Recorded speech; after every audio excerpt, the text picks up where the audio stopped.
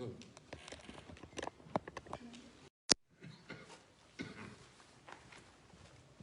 if you would, turn to Numbers, chapter 31. We're going to be reading the first few verses from there. Okay. And the Lord said to Moses, "Take vengeance on the Midianites for the Israelites. After that, you'll be gathered to your people." So Moses said to the people, "Arm some of your men to go to war against the Midianites and to carry out the Lord's vengeance on them. Send into battle 1,000 men from each tribe of Israel." So 12,000 men armed for battle, 1,000 from each tribe, were supplied from the clans of Israel. And Moses sent them into battle, 1,000 from each tribe, along with the Phinehas, son of Eleazar, the priest, who took with him articles from the sanctuary and the trumpets for signaling. They fought against Midian as the Lord commanded Moses, and killed every man. Among their victims were Evi, Rechem, Zur, Hur, and Reba, the 5 kings of Midian. They also killed Balaam, son of Beor, with a sword. And the Israelites captured the Midianite women and children, and took all the Midianite herds, flocks, and goods as plunder. Lord, we thank you for the day you've given us and the opportunity to study your word. Guide us in all truth. In your Son's name. Amen. Standing army? No, this is Manasseh and Ephraim. If you'll go back to last week when we did the census, and we counted the men out, there was 2 tribes of Joseph, Ephraim and Manasseh, to make up the 12, because the Levites were specifically excluded. And if you remember, they counted their men, not as men, but counted them as babies from, 1 year old or 1 month? 4 months. Huh? 4 months old? 4 months, I don't know, it was, basically they started counting as a baby. That's what I recall. I don't remember the exact time from there on up, because at that time, from that time on, they were dedicated to the service of the Lord, period. And but that's that. All right, so last week, that's what we were talking about last week. We came to a point, the Midianite affair had taken place, where the Midianites had came in with the Moabites and tried to seduce Israel, since they couldn't defeat them through curses and everything, so they tried to seduce them in order to cause them to go away from God. We saw how that took place. After that, and God brought basically had them slaughter each other and called it a plague, kill the ones that were guilty. And after that particular thing we took up last week, where we started then, Moses was still here, and I'm using this one today, was here in the plains of Moab. And in the plains of Moab, while he's there, whatever, some of the last things he needed to do, and that's, he started getting ready to advance across the River Jordan into Jericho, which is where the invasion would take place. Pretty much similar to what they did as they advanced all the way from Sinai up to Kadesh Barnea 38 years before this. So here they are. He turns around and he says, "Okay, take a census. 20 years and older of the men that were able to fight." They were to count them not just tribe by tribe, but they went specifically clan by clan, which is basically the sons of the tribal leaders, the sons of Jacob. So they're like Jacob's grandsons, I guess you might call it. And they were to count them up. And after the count was done, they had 601,730 fighting men. The first census, 40 years before that, or 38 years before that, was 603,000. So basically the army was about the same size as it was when they were ready to take the land once before. So here they are ready to do this. And they also take this particular census in order to use it to see how they're going to distribute the inheritance once they cross over the river and invade it and conquer it. And they were going to use that as a method to determine which tribe, which clan got how much. As a matter of fact, it says for the larger tribes, get larger land. Smaller tribes, smaller land. So it's basically going to be a distribution based on the population of fighting men. And this would be their inheritance. The Levites would not receive a land inheritance. They would also not be in the army. They had a specific job. They were dedicated to the Lord. They would take care of his house, and in turn, Israel would take care of them. And we saw that in previous chapters where we saw how they were to get a portion for the house of the high priest, which was Aaron's descendants, and then the rest of the Levites were to get another portion, so that they would basically be taken care of. Moses commissioned Joshua to take his place. You know, Moses is not going to be there. Matter of fact, it said that he's going to be, in the reading today, gathered to his people. But he knew that he was not going to be able to see this, go into this land, so he commissioned someone to take his place. He laid his hands on him and gave him some of his authority, gave him some responsibility before the people, so the people would know clearly who was the leader. There wouldn't be a vacuum of leadership when he died. And that Joshua was going to have to stand before Eleazar, which is the new high priest after Aaron died, and inquire, so that Eleazar would inquire of him from Yahweh. This was different than the way it had been, because up until then, Moses and Aaron had inquired of God, and Moses himself had spoken face to face with God. This was no longer going to take place. Now everything would be done through the high priest, which is the one that was supposed to be in the closest connection with God. Alright?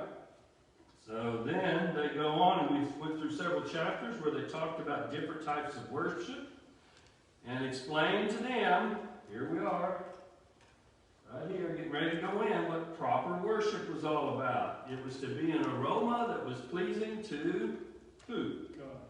God, Yahweh. Not to themselves. Now, I bring this out because we just had this big incident where they were worshiping Baal right here, and it was all about making me happy. And the worship he went through and laid out had to do with making God happy, a pleasing aroma to him. As a matter of fact, it was to be a praise or a worship, a remembrance or a celebration. It was to show that they trusted, depended, and were thankful for what God was doing for them each and every day and what he would do for them in the future. It was in order to receive forgiveness and holiness, which could come only from Yahweh. And everything it was about Yahweh, Yahweh, Yahweh.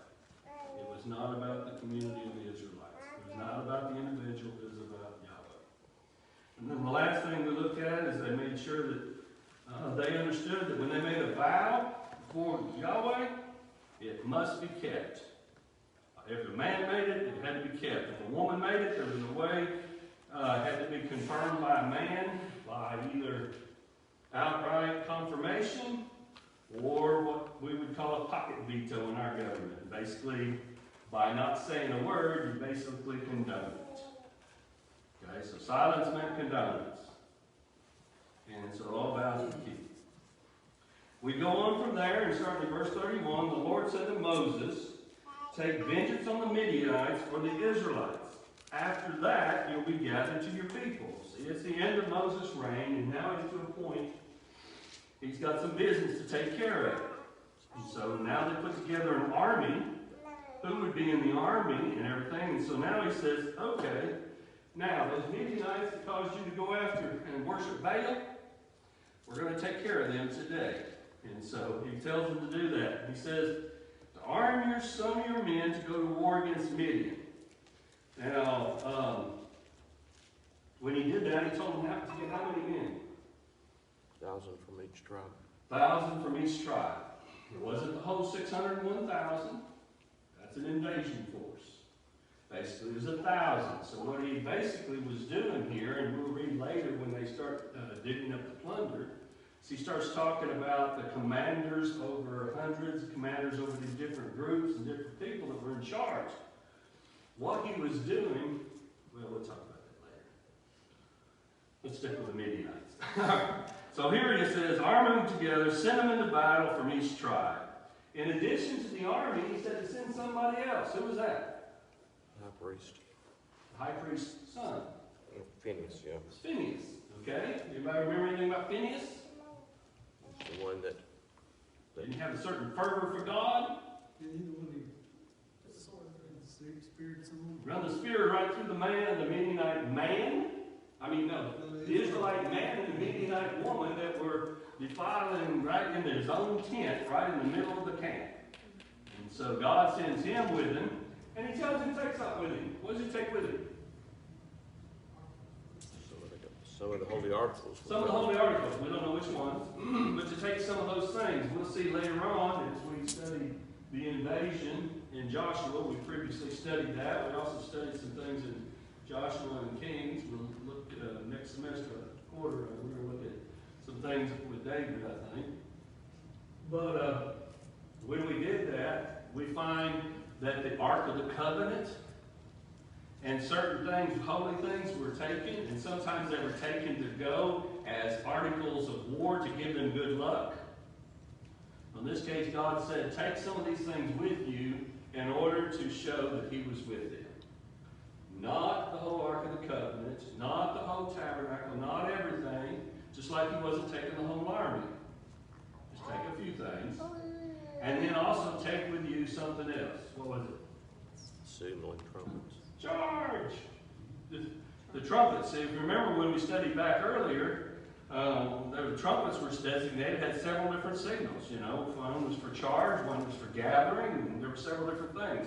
So one of them here is to signal the army what to do. So he is responsible for carrying those into battle, not this particular battle. So they take these and they go into battle, and they go into Midian, which as we talked about, this is Midian right here. Ammon is more right in here. Midian is in the desert all along here. Here's Moab. So the Midianites are right in this area here and on down. We've looked at it several times. So anyway, and they also populated all through this area here with the Moabites, because this is all Moabite territory originally before Sihon got it from them. All right. All that aside, basically they went after the Midianites. The Bible says they fought against Midian as the Lord commanded. What happened? They whooped them. The Bible says they killed every man. Okay? So they killed every man, and they captured who? Women and children. All the women and children. So they killed all the men. They captured the women and children. Yes, sir? Didn't the women the ones who was causing the problem and stuff? I would think so. I would think so. Weren't they told somewhere? Yep, right after this. Well, that's, yeah.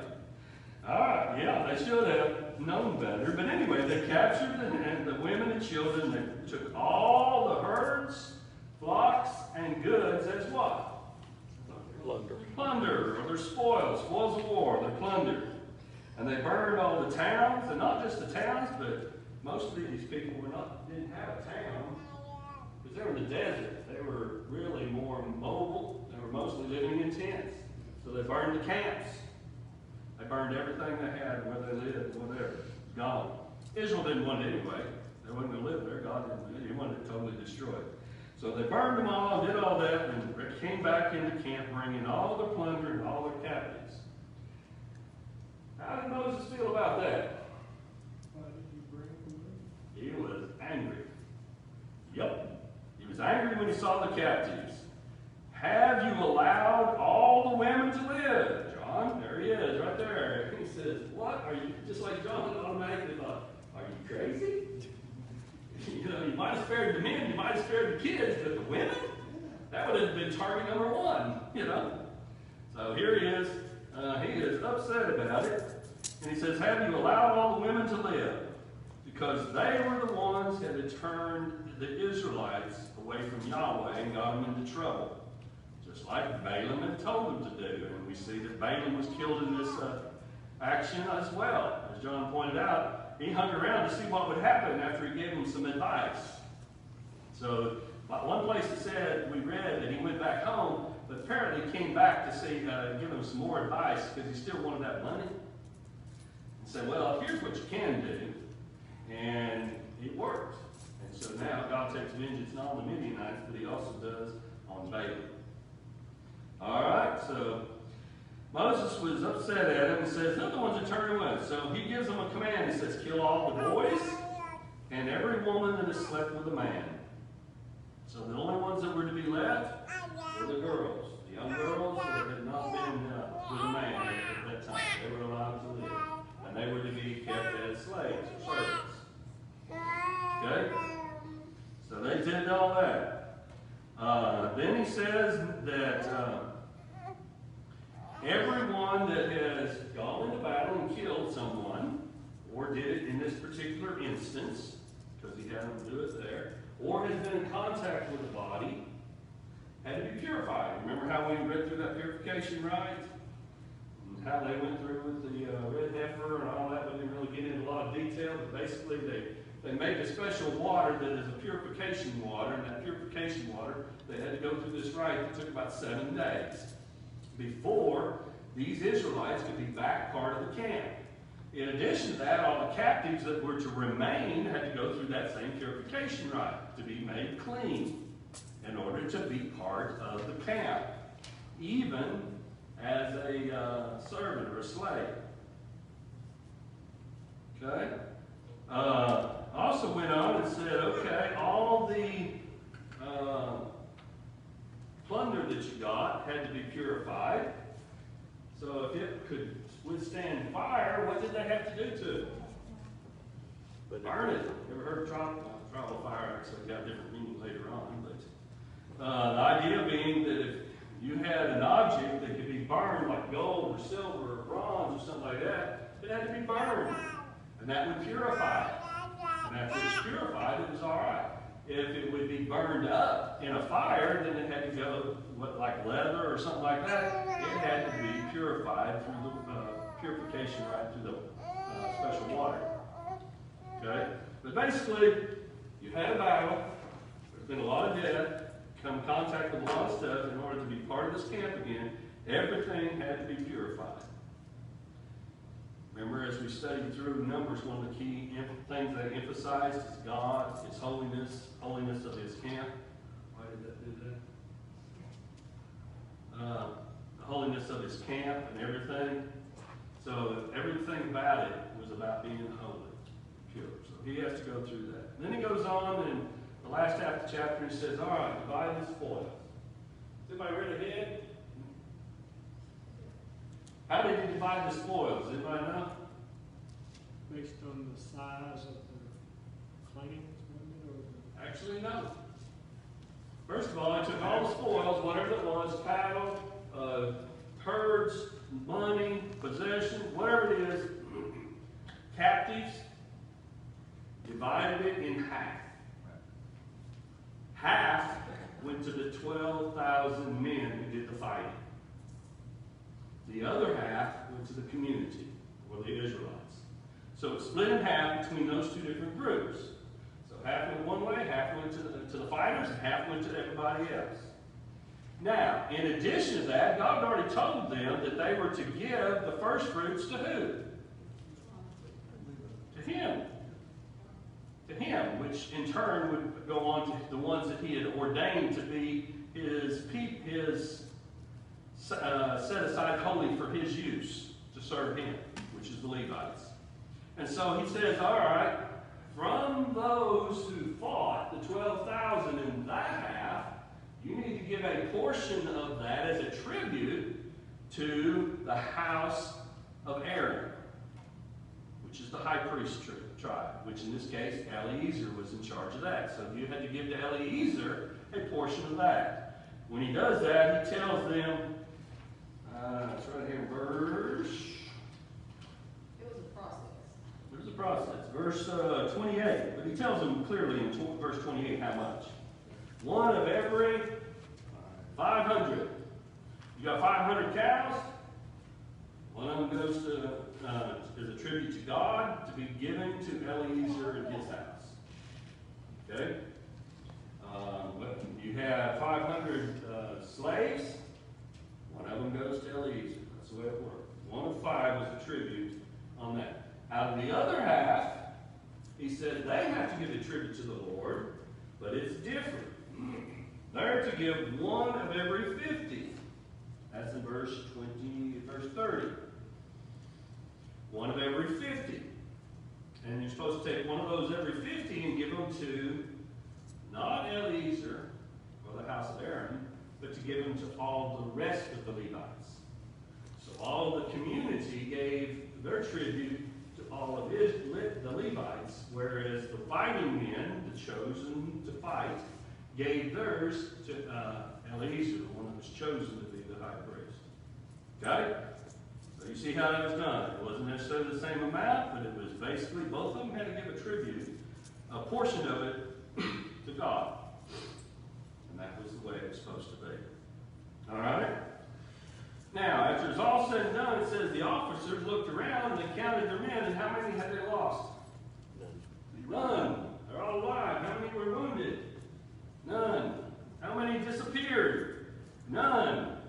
They went in with 12,000 men. They came back with 12,000 men. On their own, they made a decision. They made a decision to bring the gold articles that they had received as plunder and brought all of it as an offering to God. They brought it to Moses and to Eleazar. And they said, we want to give it to him because, first of all, to show their thankfulness and they're alive and unscathed. They finally learned their lesson, didn't they? That was a free will offering. A lot of these others we read about, okay, Lord, we'll give it to you. How much did you say? You know?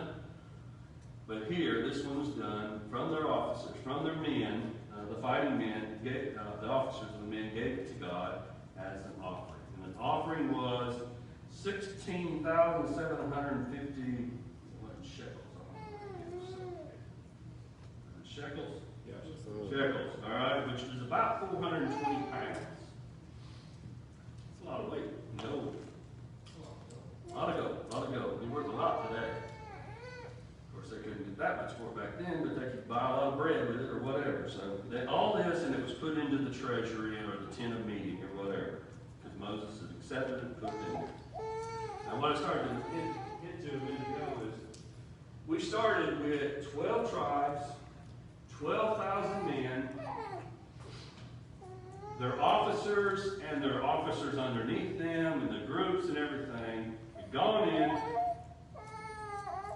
had taken this group of people, obliterated them, burned their villages, did the things that they're supposed to do when you invaded them, took plunder, divided the plunder, and came back and gave thanksgiving to God.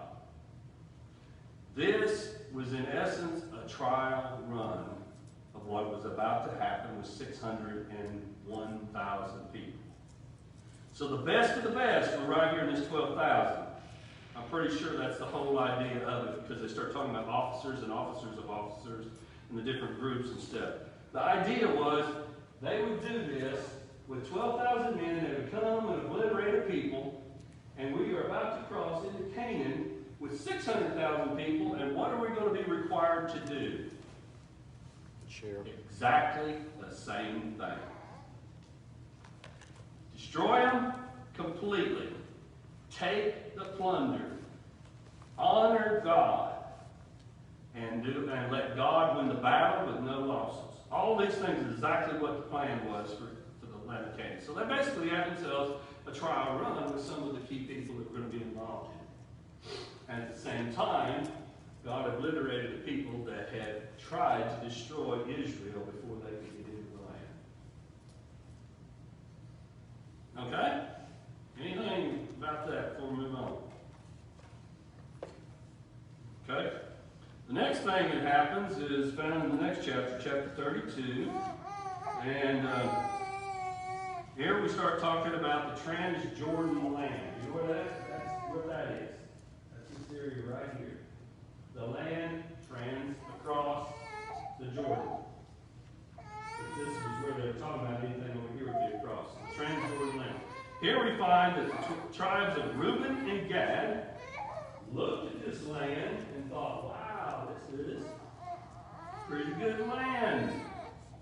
Pretty good land. It's good for grazing cattle and everything, and sheep and water and everything here. So they kind of looked at this. Hundreds of years before this, somebody else had looked over here and did the same thing. Wow, he looked over here to this side of the Jordan, and he ended up taking this and leaving Abraham up here. Because he saw it was well watered and, I mean, the same basic description. So here we find Gad and Reuben come to Moses. And they say, hey, we see that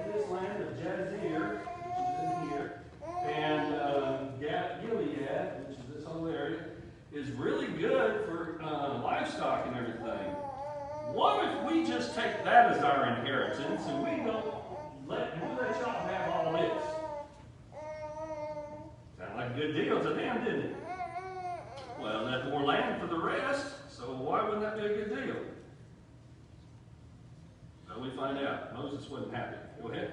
I was just gonna say, everything still going to battle, there was the suspicion that there was gonna stay back. That is exactly correct.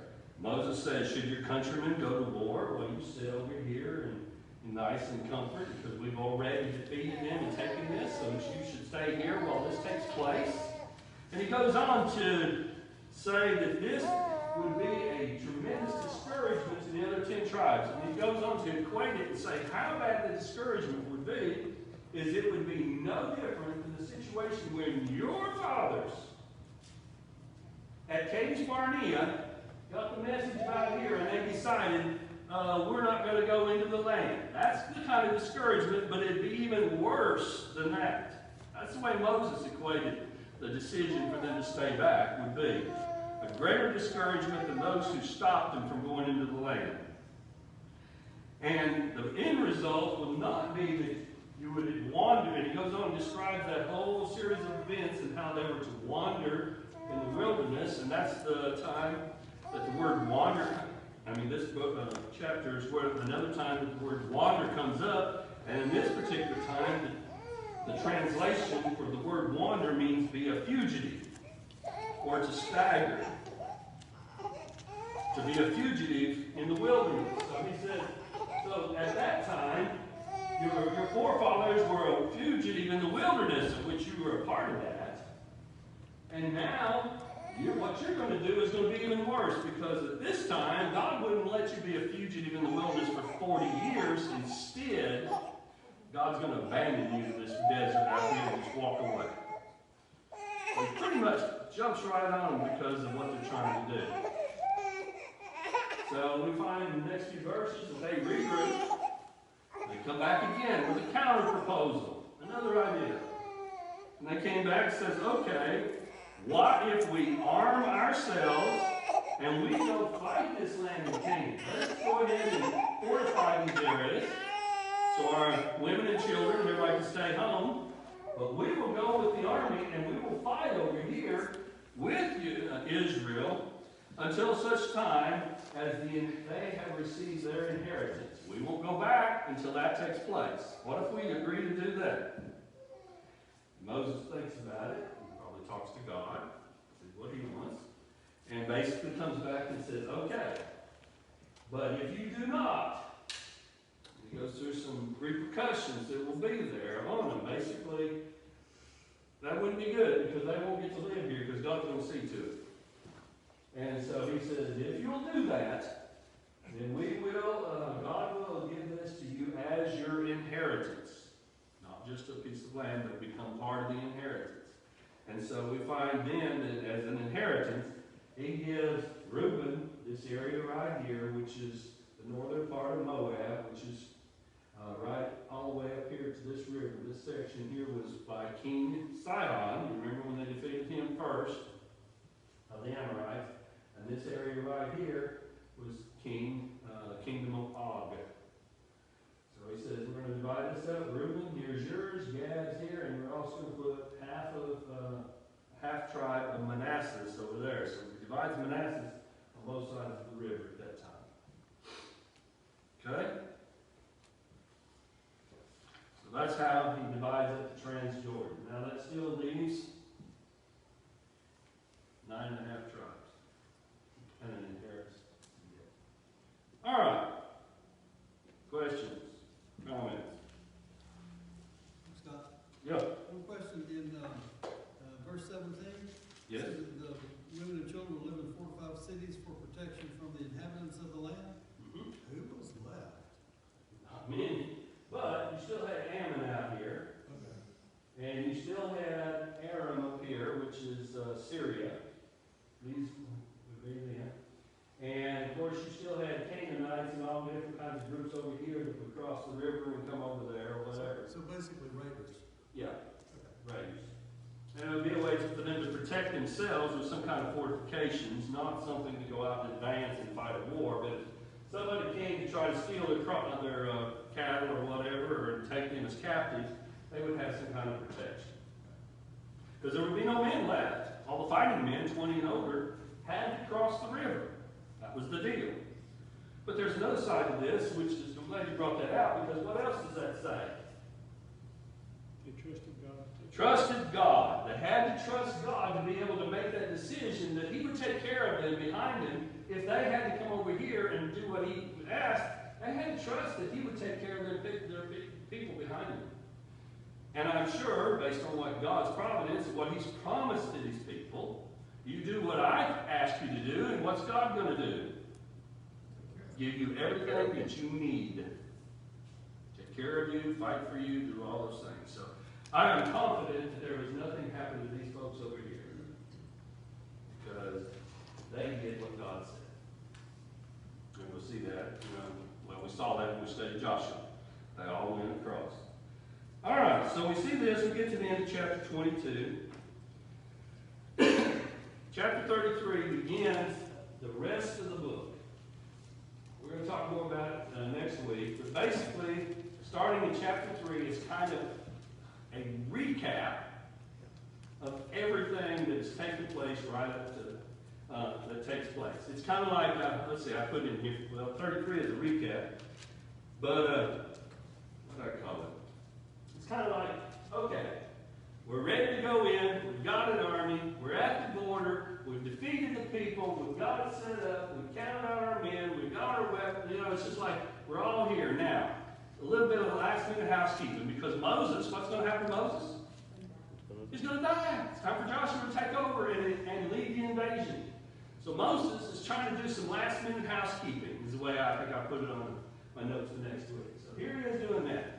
We have looked at chapter 33 off and on because it details that same chronology that we've studied up through the first 31 chapters as they moved from Sinai into the plains of Moab. And it's just, like we said then, this is a military chronology, fact, location by location by location, movement of camp, the whole kind of thing. It's laid out like God said to define it clearly what they did. And it lists all the places right up to the time they arrived there. And if there's something significant that happened in the place, it kind of flag it. This is what happened there kind of situation.